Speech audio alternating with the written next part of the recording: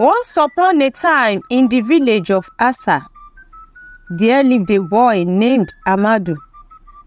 Amadou was a kind and curious boy who loved to explore the forests and rivers around his village.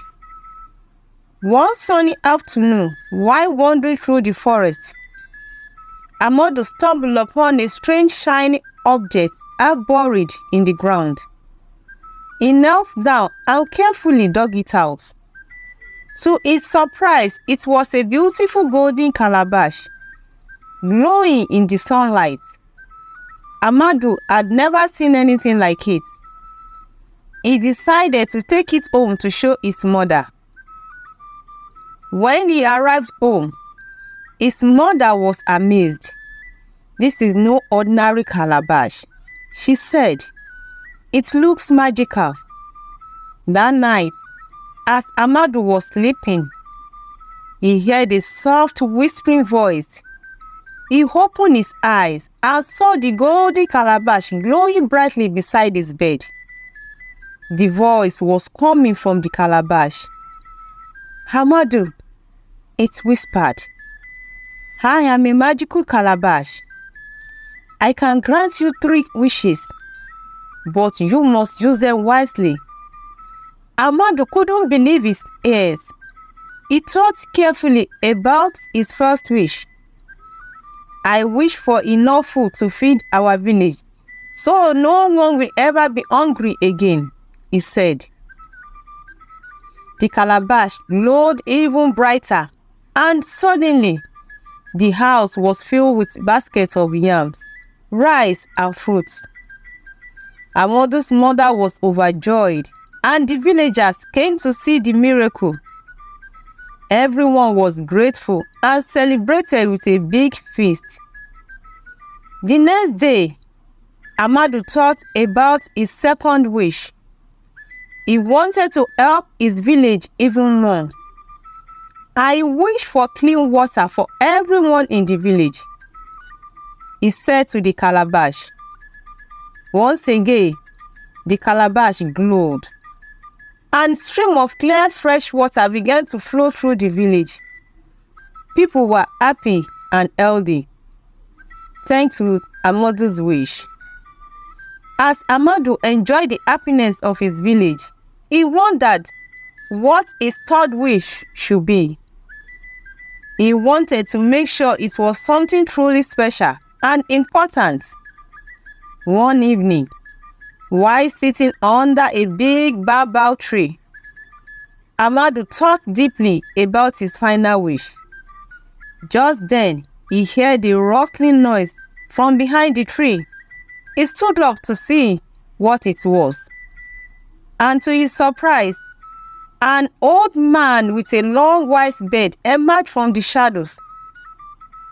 The old man had kind eyes that twinkled like stars and a gentle smile. "Hello, Amadou," the old man said softly. "I see you have found the golden calabash. I am the guardian of the forest, and I have been watching over you." Amadou was astonished. "Who are you?" he asked. "I am known as Baba Yaro," the old man replied.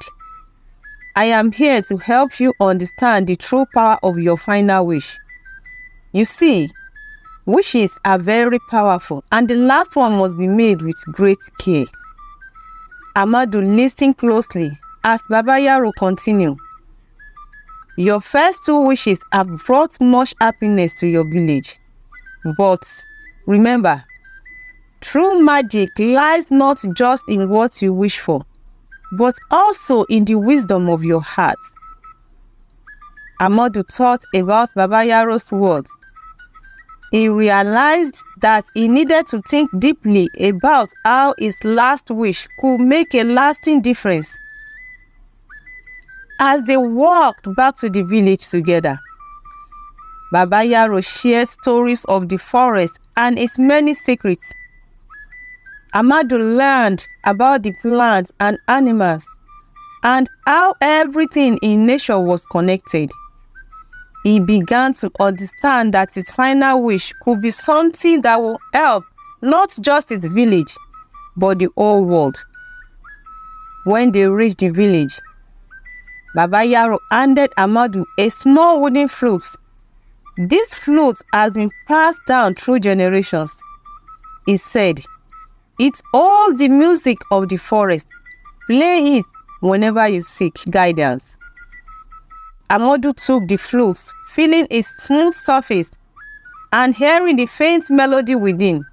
He thanked Baba Yaro for his wisdom and promised to think carefully about his final wish. That night, as the stars twinkled in the sky, Amadou sat outside his hut, holding the golden calabash in one hand and the wooden flute in the other. He closed his eye and played a soft, gentle tune on the flute.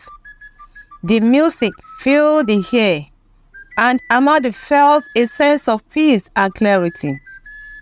Suddenly, he heard the calabash whisper once more, "Amadou, remember that the greatest magic is in your heart. Use your final wish to bring something truly wonderful into the world." Amadou nodded, understanding the importance of his decision. Just then, he heard a soft cry coming from the edge of the village. He hurried towards the sound and found a little girl, lost and afraid.